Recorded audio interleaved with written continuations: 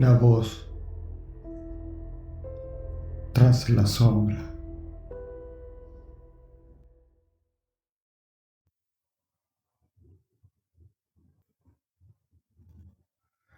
Voy a contarles algo que nunca le he contado a nadie, su totalidad. No porque no quiera, sino porque cada vez que intento hablar de esto, siento que algo me escucha, que algo voltea a verme desde algún rincón que no puedo ver. Sé cómo suena eso, lo sé, pero cuando terminen de escucharme, no van a pensar que estoy loco. Van a pensar que tuve mucha suerte de estar aquí contándolo.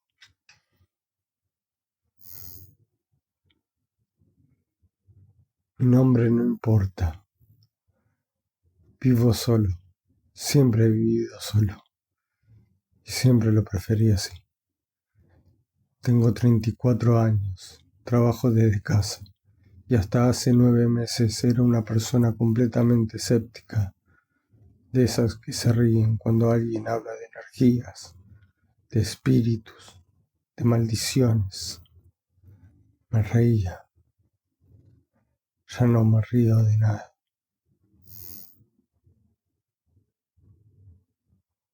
Todo empezó en octubre, el 16 de octubre, para ser exactos. Me acuerdo de la fecha porque ese día había tenido una reunión de trabajo que salió bien. Había comido algo rico y me fui a dormir de buen humor. Una noche completamente normal. Me desperté a las 3 de la madrugada. No sé qué me despertó. No hubo ruido. No hubo movimiento. Simplemente abrí los ojos. Y supe con una certeza que no puedo explicar racionalmente que había algo en mi cuarto.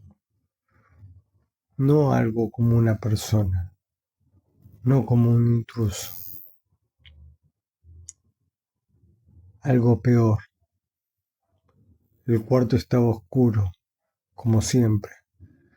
Yo duermo con las persianas cerradas, así que oscuro de verdad, de ese negro total, donde no distingues ni tu propia mano. Pero esa noche había una diferencia en la oscuridad, como si una parte de ella fuera más densa que el resto. Un área de la esquina derecha de mi cuarto, cerca del closet, que no era solo sombra, era presencia. Permanecí inmóvil, literalmente no podía moverme. En ese momento pensé que era parálisis del sueño, que ya me había pasado antes. Intenté calmarme, intenté decirme que era eso, parálisis del sueño, que en unos segundos se iba a ir. Pero la parálisis del sueño no huele. Y eso fue lo que me rompió la explicación racional. Un olor denso, dulce de una manera que revuelve el estómago, como flores en descomposición, como si alguien hubiera puesto un ramo de rosas en un cajón cerrado durante semanas. El olor se acercó. Recuperé el movimiento de golpe, como si algo me hubiera soltado, y prendí la lámpara del buró de un manotazo. El cuarto estaba vacío. Revisé el closet, revisé debajo de la cama, revisé el baño. Nada. Pero el olor tardó 20 minutos en irse. Esa semana dormí con la luz prendida. Lo que pasó las siguientes noches fue escalando de una manera tan gradual que casi ni lo noté. Casi. La segunda noche, el olor regresó más fuerte. La tercera noche escuché a alguien respiraba del otro lado de mi puerta, pausado, deliberado. como si supiera que yo estaba escuchando y quisiera que lo supiera. La cuarta noche encontré algo en el piso de la cocina cuando fui por agua a las 2 de la madrugada. Un trazo en el piso, como si alguien hubiera dibujado con el dedo en el polvo, aunque yo acababa de trapear 2 días antes. Era una línea curva, casi como una sonrisa, o como una letra en un alfabeto que no reconocí. Lo borré con el pie y no dormí el resto de la noche.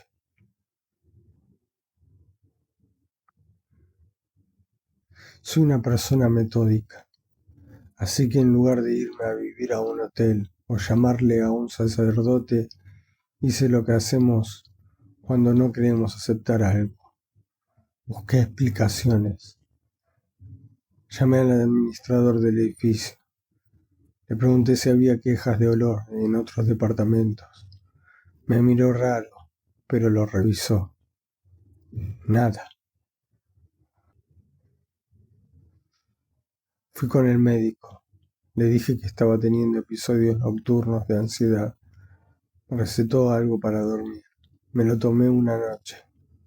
Esa noche fue la peor hasta ese momento, porque los medicamentos me dejaron paralizado de verdad, en un sueño tan pesado que no podía despertar. Y en ese estado semiconsciente vi algo. No lo soñé. Estoy convencido de que no lo soñé, porque los sueños tienen una lógica propia, una narrativa.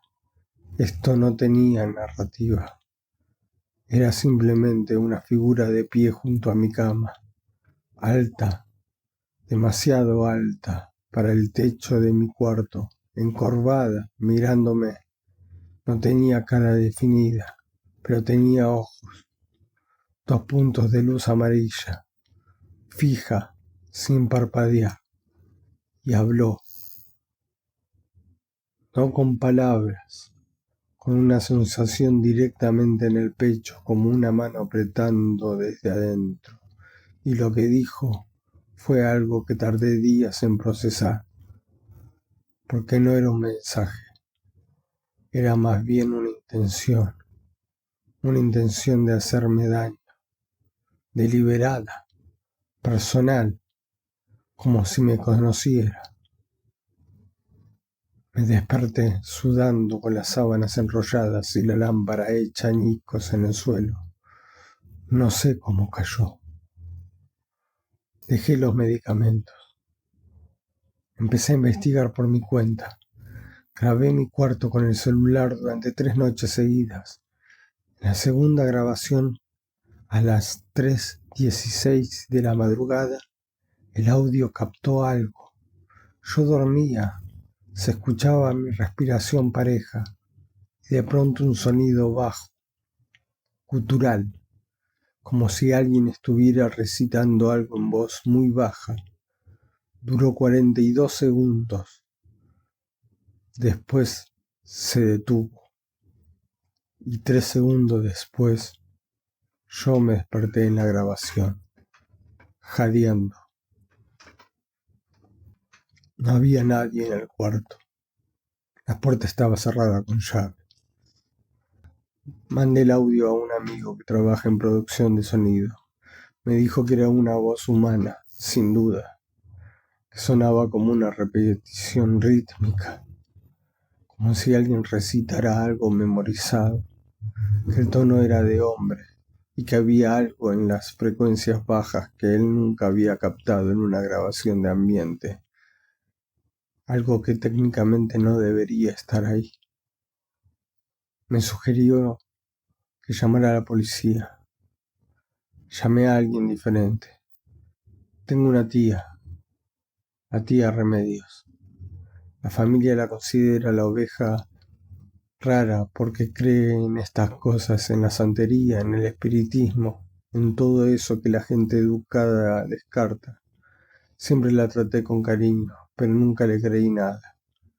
Le mandé la grabación por WhatsApp a las 11 de la noche. Me llamó de inmediato. sin saludar. Su primera pregunta fue: ¿tienes enemigos? Yo le dije que no, o eso creía.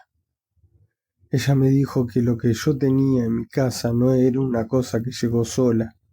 Me dijo que eso fue enviado, que alguien lo hizo, que alguien pagó para que me lo hicieran, y que lo que sea que era, ya llevaba suficiente tiempo conmigo como para no irse fácilmente. Lo que les voy a decir ahora es la parte que más me cuesta, porque el miedo a lo que estaba en mi cuarto es un tipo de miedo, pero descubrir que alguien que conocía lo había puesto ahí, ese es otro tipo de miedo completamente. Mi tía empezó a hacerme preguntas, que si había tenido conflictos recientes, que si alguien me había dado algo de comer o beber en los últimos meses, que si tenía alguna relación terminada mal. Y ahí fue cuando pensé en Camila. Camila fue mi pareja durante 3 años. Terminamos hace 14 meses, unos 2 meses antes de que empezara todo esto. La ruptura fue mía, yo la terminé. Y aunque al principio ella tomó con relativa calma, las últimas semanas antes de que yo cortara el contacto completamente fueron intensas. Mensajes a las 4 de la mañana, llamadas de números desconocidos. Una vez llegué a mi carro y encontré tierra esparcida en el cofre. En ese momento pensé que era tierra de la calle, solo tierra. Mi tía me preguntó si Camila tenía familia en algún estado del sur del país, en algún pueblo pequeño. Sí, su abuela de Veracruz, de un pueblo del que Camila nunca habló mucho, lo cual me pareció raro, porque de su familia materna en general hablaba poco. Mi tía hizo una pausa larga en el teléfono. Luego me dijo que lo que yo tenía era un trabajo. Así lo llamó. Un trabajo. Hecho con intención de daño sostenido, no de susto, no de advertencia, de daño real. Me dijo que ese tipo de trabajos requieren de alguien con conocimientos profundos, no de aficionados. Que probablemente Camila recurrió a alguien en ese pueblo, alguien de la familia o alguien recomendado, y que le pidió no que yo sufriera un accidente o me pasara algo físico de inmediato, sino algo peor, que me fuera consumiendo, que perdiera el sueño, la estabilidad mental, el trabajo, la salud, que me fuera deshaciendo por dentro hasta que yo mismo me destruyera. Le pregunté cómo podía estar tan segura de que era Camila. Me dijo que no estaba segura, pero que me preguntara a mí mismo, honestamente, si había alguien más en mi vida con suficiente rencor como para pagar por algo así. No había nadie más. Estuve 2 días procesando eso. La idea de que una persona que yo amé, con quien dormí, con quien compartí 3 años de mi vida, hubiera tomado la decisión de hacerme esto, de buscar a alguien, de explicarle lo que quería, de pagar por ello, de construir algo en mi contra de manera deliberada y fría. Eso es un nivel de odio que yo no tengo capacidad de sentir. Y eso, de alguna manera extraña, me dio más miedo que la cosa en mi cuarto. Mi tía vino a verme 4 días después. Llegó con una bolsa de tela y con una cara que nunca le había visto. Seria, de una manera que no era su manera de ser seria normal. Era la seriedad de alguien que sabe exactamente a lo que se está enfrentando y no está seguro de que le alcance. Recorrió el departamento sin decir nada durante 20 minutos. Se detuvo en 3 lugares: la esquina del closet de mi cuarto, debajo del fregadero de la cocina y en el umbral de la puerta de entrada. En los 3 lugares encontró cosas. Debajo del fregadero había un pequeño paquete envuelto en tela negra, amarrado con hilo rojo, enterrado en la tierra de una maceta que yo ni recordaba haber comprado y que simplemente estaba ahí desde hacía meses. Lo sacó con un trapo, sin tocarlo directamente. En el umbral de la puerta había un polvo oscuro en una grieta que yo nunca había notado. Y en la esquina del closet, mi tía no me dijo que encontró ahí hasta el día de hoy. No me lo ha dicho. Solo lo limpió, rezó algo en voz muy baja y me dijo que no le preguntara. No le pregunté. Esa noche mi tía se quedó conmigo. Hicimos una limpieza del departamento completo. Humo de copal, agua preparada con cosas que ella traía, oraciones. Yo no soy creyente, pero participé en todo porque a ese punto ya no me quedaba el escepticismo. El escepticismo es un lujo de la gente que no ha vivido lo que yo viví. Y mientras hacíamos la limpieza como si algo supiera, lo que estábamos haciendo comenzó. La temperatura bajó de golpe. No gradual, de golpe, como si alguien abriera una puerta a un cuarto de frío. Mi tía no reaccionó visiblemente. Siguió rezando, pero vi que apretó más fuerte lo que llevaba en la mano. El olor llegó, el de las flores podridas. Solo que esta vez era tan intenso que me revolví el estómago de verdad. Tuve que esforzarme para no vomitar. Las luces del departamento comenzaron a parpadear, todas al mismo tiempo y en el mismo ritmo, como un pulso. Y después, el sonido, ese sonido que había captado en la grabación, el recitado gutural, bajo rítmico. Pero esta vez no estaba en la grabación, estaba en la habitación, venía de todas partes al mismo tiempo, como si las paredes lo estuvieran repitiendo. Mi tía elevó la voz, siguió rezando, pero más fuerte. En algún momento mezcló el español con algo más, palabras que no reconocí, que sonaban antiguas, duras.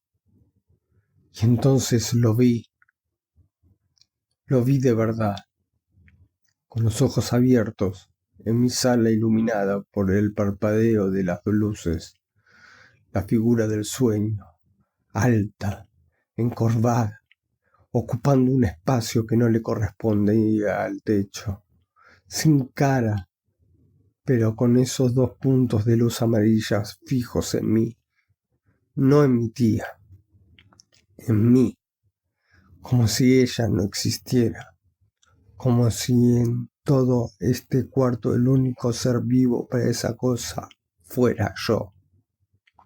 Avanzó, no caminó, se trasladó, como si el espacio entre nosotros simplemente se redujera sin que ella cruzara por él, y yo me quedé paralizado, no por la parálisis del sueño esta vez, por el miedo puro y físico que no te deja pensar, que te convierte en un animal asustado. Sentí el frío a centímetros de mi cara. Sentí el peso de algo sobre mi pecho, una presión enorme, como si alguien pusiera una losa encima. Me costaba respirar. Mi tía gritó algo, una sola palabra, corta, contundente. No sé qué era. La presión en mi pecho se partió en dos de golpe, como si reventara. Yo caí de rodillas al suelo y jalé aire con todo lo que tenía. Las luces dejaron de parpadear. El olor se fue. El frío se fue. El sonido se fue.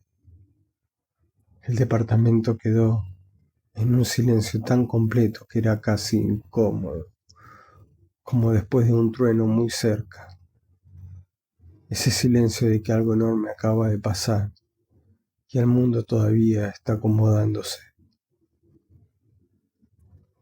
Mi tía tardó varios minutos en decir algo. Estaba de pie en el centro de la sala con los ojos cerrados, respirando profundo. Cuando los abrió, los tenía rojos, no de llorar, de algo más que no supe leer. Se sentó despacio y me dijo sin dramatismo, casi con cansancio: se fue, pero no completamente. Lo que lo mandó todavía está del otro lado. Mientras ella quiera, esto no termina del todo. Le pregunté qué significaba eso.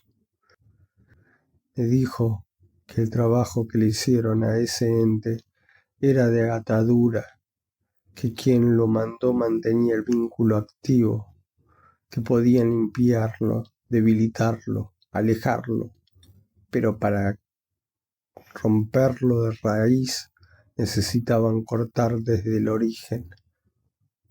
Le pregunté cómo se cortaba y me miró un momento antes de responder. Eso depende de qué tan lejos estés dispuesto a llegar. No le respondí esa noche. Han pasado 9 meses desde esa noche. El ente, la figura, lo que sea que era, no ha vuelto de la misma manera. Hay noches en las que el olor aparece brevemente. Hay noches en las que me despierto con la certeza de que algo está afuera de mi puerta, del otro lado, esperando, pero no entra. Mi tía viene una vez al mes, trae cosas, hace cosas, no me explica todo, y yo ya aprendí a no preguntar todo.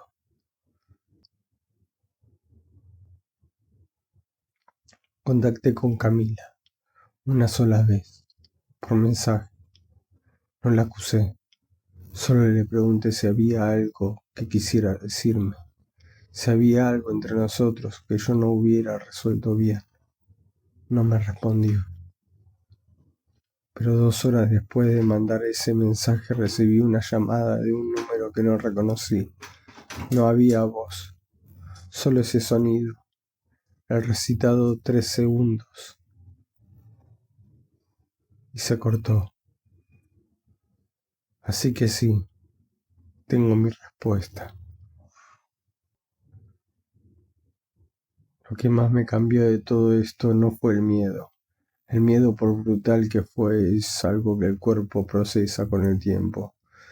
Lo que me cambió fue comprender que el verdadero horror no estaba en la cosa del cuarto, estaba en la decisión humana de crearla, en que alguien se sentó con calma, con odio calculado, y dijo: quiero que sufra, y buscó la manera, y la encontró. La oscuridad que esa figura cargaba era prestada. Era el odio de una persona de carne y hueso amplificado y enviado. Eso es lo que no me deja dormir del todo. No el ente, ella.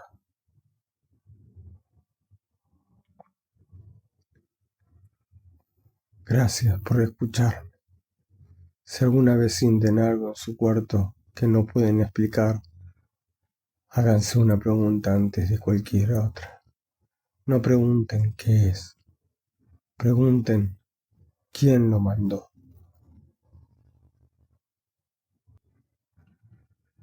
Si disfrutas escuchar historias inquietantes en la oscuridad, puedes suscribirte al canal. Siempre hay nuevos relatos esperando en las sombras.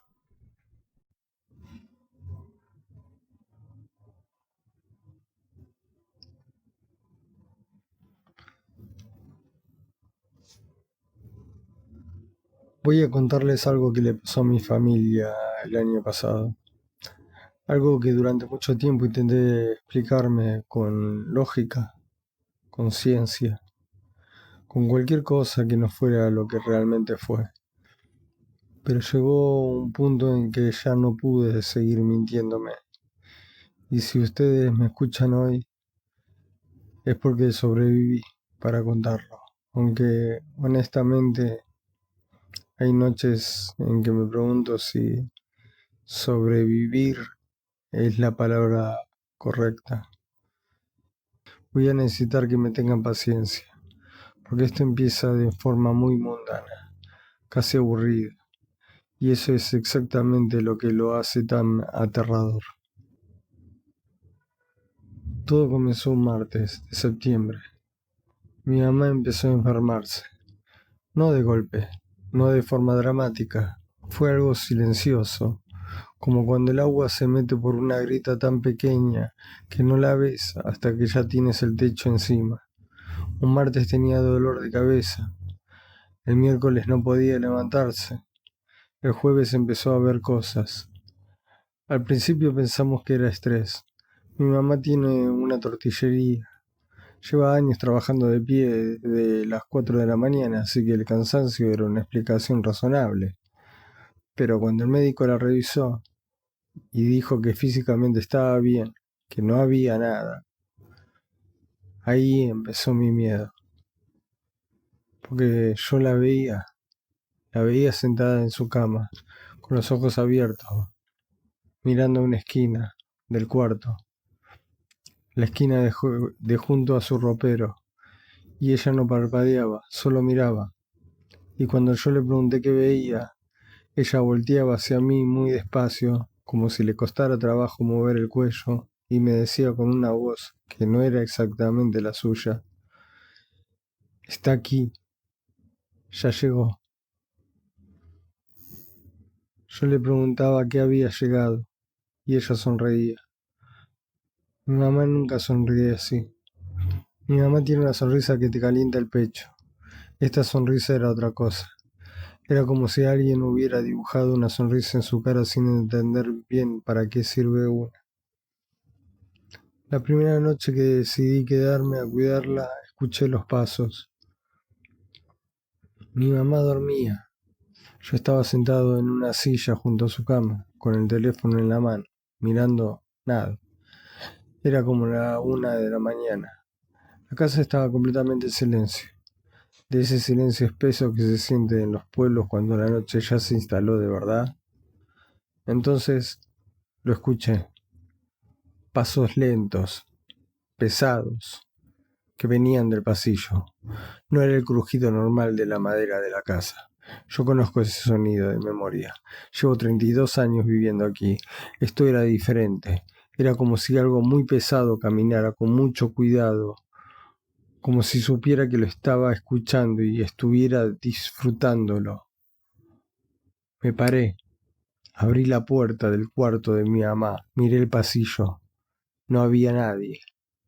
Pero el olor, Dios mío, el olor, algo entre tierra mojada y algo quemado, algo dulce y putrefacto al mismo tiempo, un olor que no puede describirles con palabras que hagan justicia, porque no existe una combinación de palabras en ningún idioma que capture exactamente lo que sentí en ese momento. Solo les digo que tuve que taparme la boca para no vomitar. Y luego vi que la puerta del baño al fondo del pasillo estaba entreabierta.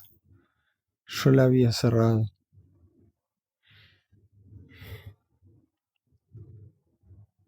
Sé lo que están pensando, que debía haberme ido, que debía haber agarrado a mi mamá, subirla al carro y largarme. Y tienen razón. Pero cuando estás ahí, cuando el miedo es real y no de película, el cuerpo no siempre obedece. El cuerpo a veces simplemente se queda. Me quedé paralizado en el umbral de ese pasillo durante lo que me parecieron 5 minutos. Y durante esos 5 minutos sentí que algo al otro lado de esa puerta entreabierta me estaba mirando, no con ojos, no sé cómo explicarlo. Era como sentir que el aire mismo se volvía consciente de ti, que la oscuridad se acomodaba para verte mejor. Me regresé al cuarto, cerré la puerta, me senté y le dije a mi mamá, dormida, en voz muy bajita: ¿qué nos hiciste venir a ver aquí, mamá? A los 3 días llamé a mi tía Remedios. Mi tía Remedios es la hermana mayor de mi mamá. Tiene 74 años, vive en Oaxaca y es la persona más pragmática y menos supersticiosa que conozco. Si yo le hubiera dicho: tía, creo que hay un fantasma, me habría colgado el teléfono, así que no le dije eso. Le pregunté si sabía de algo que le pudiera estar pasando a mi mamá, si había algún problema familiar que yo no supiera. Hubo un silencio muy largo al otro lado del teléfono, y luego mi tía me preguntó con una voz completamente distinta a la que usa normalmente: ¿ya encontraron algo en la casa? Yo le pregunté qué tipo de cosa. Ella me dijo que buscara debajo de la cama de mi mamá, en las esquinas, que buscara tierra, trapos, algo amarrado. Fui directo al cuarto de mi mamá. Ella dormía. Me arrodillé. Metí la mano debajo de la cama con el teléfono en altavoz y mi tía escuchándome respirar. Y en la esquina más lejana, metida casi hasta la pared, había una bolsita de tela negra, pequeña, atada con un hilo rojo. Y olía lo mismo que el pasillo esa noche. Mi tía Remedios, que nunca en su vida me había dicho nada parecido, me dijo con una calma que me heló la sangre: no la toques con las manos, agárrala con algo. Y escúchame bien, sobrino, eso no fue un accidente. Eso lo puso alguien que entró a la casa, alguien que conocemos. Aquí viene la parte que más me cuesta contar, porque ya no es sobre lo sobrenatural, ya es sobre las personas, y las personas que a veces son más aterradoras que cualquier ente. Mi mamá 3 años atrás le ganó un juicio a su cuñada, la señora Amparo, la esposa del hermano de mi papá, que en paz descanse. El juicio era por un terreno que mi papá le había dejado a mi mamá en herencia, un terreno que la señora Amparo quería que para ella, argumentando que mi papá nunca había estado en sus cabales cuando firmó el testamento. El juez falló a su favor, a favor de mi mamá. La señora Amparo perdió, y perdió mal, con costas y todo. Nunca le perdonó eso a mi mamá. Pero lo que yo no sabía, lo que mi tía Remedios me contó ese día por teléfono con voz de confesionario, era que la señora Amparo tenía contacto con una mujer en su pueblo, una mujer a la que le decían la Seca. No sé su nombre real. Nadie parece saberlo, nadie quiere decirlo. La llamaban la Seca porque dice que todo lo que toca se va marchitando. Las plantas, los animales, las personas. La señora Amparo fue con la Seca. Le pagó, le dio ropa de mi mamá, una foto, tierra de la tumba de mi papá, que había robado quién sabe cuándo. Y la Seca hizo lo que sabe hacer. Llamó a algo. Algo que se pega a una persona como la humedad se pega a las paredes. algo que va vaciando primero el sueño, luego el apetito, luego la claridad, luego la voluntad de seguir. La bolsita debajo de la cama era la puerta, el ancla. Mientras estuviera ahí, lo que habían llamado tenía permiso de quedarse. Mi tía Remedios llegó 2 días después. 74 años, pero bajó del autobús como si tuviera 50. Traía una maleta pequeña y una expresión en la cara que no le había visto nunca.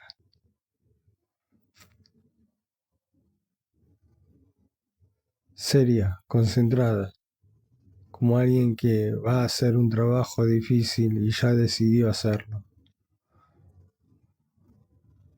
Lo primero que hizo al entrar fue caminar por toda la casa, sin hablar, sin explicar, solo caminando, oliendo, mirando las esquinas, y cuando llegó al pasillo se detuvo, exactamente donde yo me había detenido esa noche, frente a la puerta del baño. Se quedó quieta como 30 segundos. Luego volteó hacia mí y me dijo: «Todavía está aquí». Le pregunté qué era.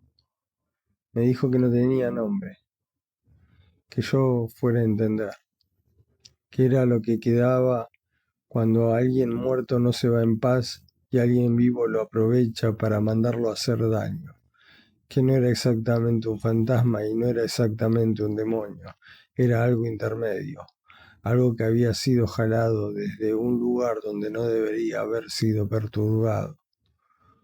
Me dijo que había que hacer 2 cosas. Primero, limpiar la casa. Romper el ancla, cerrarle la puerta. Segundo, ir a confrontar directamente a quien lo había mandado. Porque si no, aunque limpiáramos la casa, podían volver a mandarlo. Le pregunté si era peligroso. Me miró fijo y me dijo: «Para tu mamá ya lo estaba haciendo. Para nosotros, si lo hacemos bien, menos. Pero tienes que decidir si vas a estar aquí o no». Me quedé. Lo que hizo mi tía esa noche no se los voy a describir en detalle. No porque no quiera, sino porque hay partes que honestamente no entendí y no quiero inventarles cosas. Lo que sí puedo contarles es lo que yo viví. Pusimos a mi mamá en la sala. Mi tía empezó en el cuarto. Abrió ventanas, encendió algo que olía a copal y otra cosa que no identifico. Empezó a hablar en voz baja, en un tono que no era exactamente rezar, pero tampoco era exactamente otra cosa. Y entonces pasó. A la mitad del pasillo el aire cambió.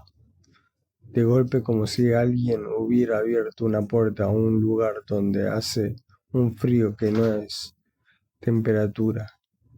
A la mitad del pasillo el aire cambió de golpe, como si alguien hubiera abierto una puerta a un lugar donde hace un frío que no es temperatura, es otra cosa, un frío que se mete en el pecho y aprieta. Vi algo, no con claridad, no como los fantasmas de las películas, era más como una distorsión, como cuando el calor hace que el aire vibre sobre el asfalto, pero al revés, como si algo estuviera ahí que hacía que el espacio a su alrededor se viera más oscuro de lo que debería. Y lo sentí mirarme. No tenía ojos, pero lo sentí. En ese momento entendí, de una manera que no puedo explicarles racionalmente, pero que fue completamente real, que eso que estaba ahí no era estúpido, que sabía que estábamos intentando sacarlo y que no quería irse. Mi tía siguió hablando. Su voz no tembló ni una sola vez. Yo estaba pegado a la pared con las piernas convertidas en agua, viendo esa distorsión en el aire, sintiendo ese frío y pensando en mi mamá, en la sala sin saber lo que estaba pasando a 3 metros de ella. La distorsión se movió hacia mí. No sé cómo describirles lo que se siente cuando algo así se te acerca. Es un terror que no activa el instinto de luchar ni el instinto de huir, activa uno diferente, uno más antiguo, el de hacerte pequeño, el de que algo muy dentro de ti reconoce que estás frente a algo para lo que no fuiste diseñado. Me quedé completamente inmóvil y mi tía levantó la voz. No gritó, pero su voz se volvió más grande, más firme. Dijo cosas que no voy a repetir aquí porque me pidió que no lo hiciera, pero el tono era el de alguien que no está pidiendo, el de alguien que está ordenando, con una autoridad que venía de un lugar que no era solo ella. Era como si detrás de su voz hubiera otras voces, muertos de nuestra familia, cosas que la respaldaban. La distorsión se detuvo y luego, despacio, retrocedió. Y el frío se fue. Y el olor se fue. Y el pasillo quedó como un pasillo normal con la pintura descascarada y el foco parpadeando. Y yo me doblé sobre mí mismo, con las manos en las rodillas, intentando respirar. Mi tía salió del cuarto con la bolsita envuelta en un trapo y me dijo completamente tranquila: falta la otra parte. Fuimos al pueblo de la señora Amparo el día siguiente. Mi tía sabía dónde vivía la Seca. No me explicó cómo lo sabía, y yo no pregunté. Manejé 2 horas y media hasta un pueblo pequeño en la sierra, un lugar donde las calles son de tierra y las casas están muy separadas entre sí. Y la gente te mira cuando pasas como si supieran exactamente a qué vas, aunque no tengas cara de nada. La casa de la Seca estaba al final de un camino sin pavimentar. Una casa gris, baja, con un árbol muerto en el patio. Había cosas colgadas de las ramas, trapos, huesos que probablemente eran de animales, cosas que no quise identificar.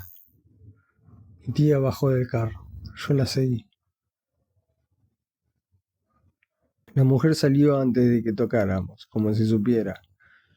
Era vieja, muy vieja, con unos ojos que no combinaban en color, uno más claro que el otro. Nos miró sin sorpresa, sin miedo. Le sonrió a mi tía no le sonrió. Lo que siguió fue una conversación que duró quizás 20 minutos y que se desarrolló en un tono absolutamente calmado, como si estuvieran hablando del tiempo, pero el contenido no era calmo.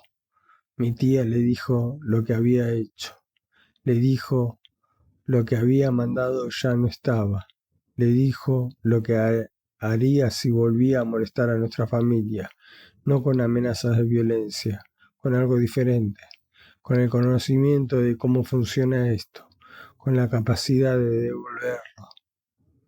La Seca escuchó, no negó nada, no se disculpó. Al final dijo algo que me quedó grabado.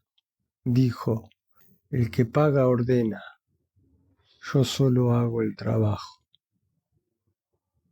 Mi tía le respondió: entonces dile a quien te paga que su trabajo ya no sirve y que lo que ella puso en movimiento ya sabe el camino de vuelta. La Seca nos miró a los dos, luego asintió muy despacio y entramos al carro y nos fuimos. Esa misma tarde fuimos a la casa de la señora Amparo. Yo no quería ir, les voy a ser honesto. Yo quería ir a mi casa, abrazar a mi mamá y no ver a nadie más en mi vida. Mi tía me dijo que esto no se podía dejar a medias. La señora Amparo abrió la puerta y cuando nos vio, su cara hizo algo interesante. No mostró culpa, mostró miedo. Y ese miedo me confirmó todo lo que mi tía me había dicho. Porque la culpa se puede fingir o esconder, pero el miedo de alguien que sabe que lo descubrieron es muy específico, muy difícil de fabricar. Yo hablé, no mi tía. Yo. Le dije que sabíamos lo que había hecho. Le dije que mi mamá iba a estar bien. Le dije lo que ella había puesto en movimiento había sido detenido y que si volvía a intentar algo parecido esta vez, no íbamos a ir con la seca, íbamos a ir con las autoridades, con el juicio que todavía podía reabrirse si encontrábamos las pruebas correctas, con todo lo que tenemos. Y luego le dije algo que no tenía planeado decirle, algo que me salió solo, desde un lugar que no sé si es rabia o es tristeza o es los dos. Mi papá la quería, era su cuñada, y usted lo usó hasta muerto. La señora Amparo no dijo nada, cerró la puerta. Mi mamá tardó 2 semanas en recuperarse completamente, no de un día para el otro, sino despacio, como cuando la luz regresa después de un apagón. Primero volvió a dormir bien, luego volvió a comer.